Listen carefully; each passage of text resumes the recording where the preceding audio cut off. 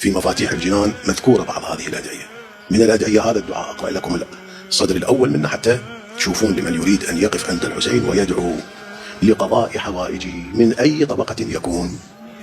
ورد أن الزائر يرفع يديه إلى السماء عند الحسين عليه السلام ويقول: اللهم قد ترى مكاني وتسمع كلامي، حاضر عندك، وترى مقامي، تعرف أنا بأي حاجة جاي، بأي قضية جاي، وتضرعي وملاذي بقبر حجتك وابن نبيك، وقد علمت يا سيدي حوائجي.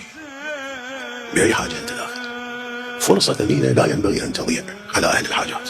ولا يخفى عليك حالي، وقد توجهت إليك بابن رسولك، إلى آخر الدعاء. في زيارة العيدين هم أكو ما يقارب هذا المعنى. شوفوا، من لطف الله تبارك وتعالى ومن حكمته أنه أعطى لمحمد وآل محمد عليهم السلام إحاطة بالموجودات وبالعباد. لما تسلم على الحسين عليه السلام يسمع سلامك ويرد وينظر إليك، حتى في البرزخ وهو ناظر إليك، ويعرفك باسمك واسم أبيك واسم عشيرتك ومن أي مدينة أنت جاي، شنو الحاجة الجاي لها. الله عز وجل أطلعهم على أسرار العباد وخفاياهم، هم عين الله الناظرة في خلقه.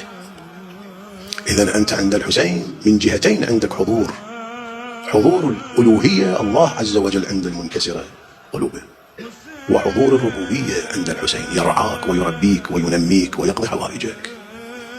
إذا زرته بهذا المفهوم، بهذا المنطلق، زيارة الحاجة من أي طبقة تكون أنت في المجتمع، لا تحرم الحاجة، تقضى هذه الحاجة.